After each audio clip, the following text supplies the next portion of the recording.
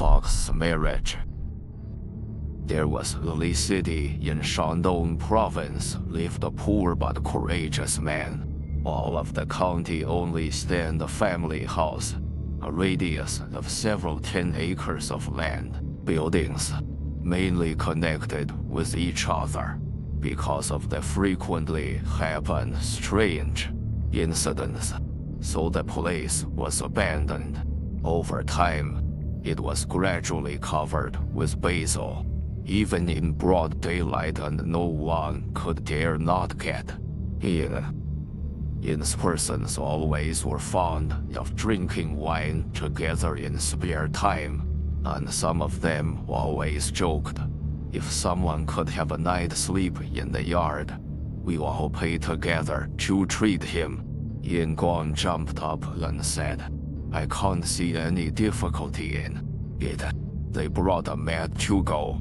They sent him to the gate of the house, said in a heavily jesting tone, we're waiting for you here. If you see a monster, please get it out. Yin said with a smile, there is a fox ghost.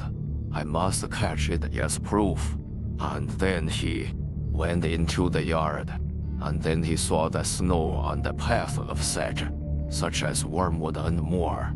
It was earlier this month, and the portal can be identified thanks to the feeble moonlight.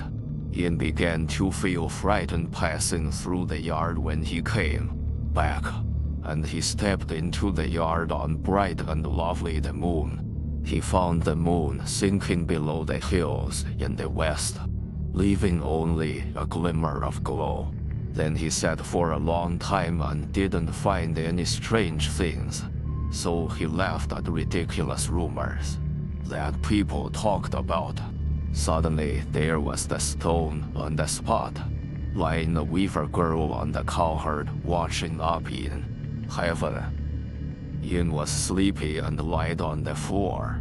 Suddenly he heard footsteps downstairs from below, and he pretended to be asleep and peeped, only to see a man carrying a lantern. Suddenly the girl discovered Yin. She was astonished and stepped back and said, there is a stranger here. Who is he? Asked the man behind of the girl. She replied, I don't know. Suddenly an old man came up, and they took a closer look to Yin, said, this is Minister Yin. He might have already fallen asleep. Just do our business. He may not find us. He led the crowd upstairs with the doors opened. After a while, more and more people came and went away. The room was lit up as bright as day. However, Yin slightly turned over and sneezed. The old man heard him wake up and went on his knees and said, I have a daughter who will marry tonight. I don't expect to conflict with your people. Please forgive me. Yin got up, raised the old man, and said, I do not know your house have grand banquet tonight. However, I am ashamed to have no gift to you. The old man said, you're young, are very lucky to have chance enjoy such good celebration.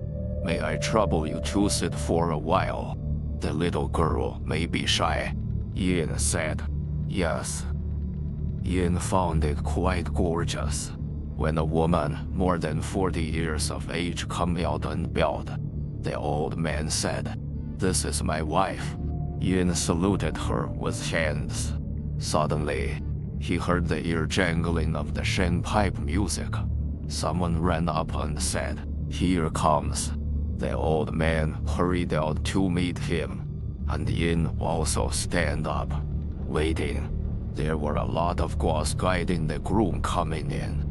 There was nearly 17 years old groom coming out, and the old man introduced her to Yin. The young girl looked at Yin while Yin smiled to her, and somebody said that both of them should be married as a couple just because they were so beautiful. All the people here agreed the suggestion, and they began to prepare for the pair's wedding ceremony. Then a servant served some food and wine, a jade bowl with golden radiance of the desk shine, several rounds of drinks. The old man asked the maid to invite the young girl out, and the maid answered. It was a long time before they came out. The old man stood up, opened the curtains to arch them. After a while, a few servant girls escorted the bride up, tinkling and clinking, musk orchid incense scattering. The old man told his daughter to salute. When she stood up right next to his mother, Yin glanced at the girl, and he saw her bun inserted jade phoenix hairpin, wearing a pearl earring. And then Yin switched the golden big goblet, which can hold the number of the bucket. Yin considered that it could testify the strange things to his friends, and secretly put it into sleeve. He pretended to be drunk and lie on the table, as if asleep, and one of the people said, Yin has been drunk. A little while, he heard that the groom intended to go. Then the clock clicked and spelled 5 o'clock on morning suddenly, and the people had to leave to go downstairs. Then the master picked up wine and found a golden cup missing. Some suspected that drunk Yin has hid the goblet, and the old man warned others not to wake Yin up. After a while, everyone attending the ceremony had left, and Yin got up. It was surrounded by the darkness without light. Only the signs of aromatic and full-bodied wine filled the whole house. After a while, he saw the golden goblet, and Yin reached out and touched the sleeve. The Jinju was still in there. Yin got to the front door, where his fellows were waiting there, and all suspect that once he came inside the yard at night and may not come out of it in the next morning. However, everyone was astonished when Yin came out safely with a golden goblet, and they asked Yin about what happened inside the yard, and Yin told them all he had experienced last night. Everyone agreed that such expensive things was not a poor man can afford, so they believed him. Later, Yin God succeeded in the highest imperial examination and was sent to the rich county in Guangping, Hebei province, as the highest leader there. Local aristocratic family were at a banquet. There was a little boy who whispered to his host about something, and the body used a golden goblet cup to persuade Yin drinking more as a kind of kindness. Yin took a closer look at style and images of the cup, which was similar as his goblet cup in terms of carved images, and the fox gold. And Yin asked him at what place the goblet cup was manufactured.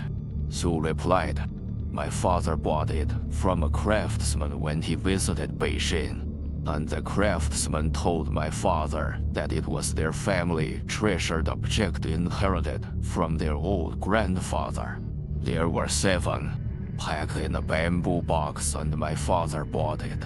Yin said with a smile, "Maybe the person like you in such rich family have no opportunity to know such strange things. I also have one golden goblet cup like yours in my home." After dinner, they went back to Yin's home and they enjoyed the goblet cup. The master asked the origin of the cup. Yin told him the strange story happened before. From then on, the news revealed in public, and the fox had no ability to take it back because it was so far away. So the cup was kept in Yin's home